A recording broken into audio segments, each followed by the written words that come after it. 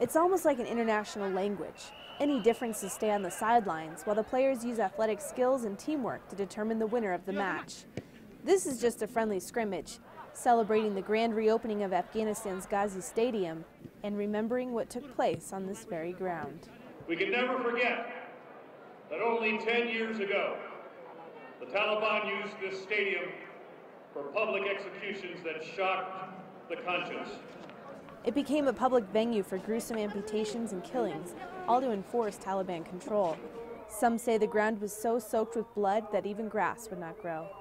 Since then, these fields have laid fallow, waiting for life to be breathed back into them as a new Afghanistan begins its long journey back to the community of nations. And the first step was a year ago, when the Afghan Olympic Committee, coalition forces, and the U.S. Embassy began working on a project to returf the field.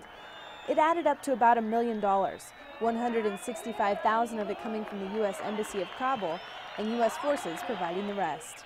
Today, this facility stands as an emblem of new Afghanistan, risen from the devastation and the horror of decades of war, risen from the darkness and the brutality of the Taliban.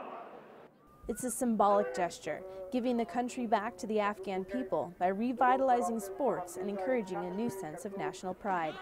Air Force Staff Sergeant Shannon Ofiara, Kabul, Afghanistan.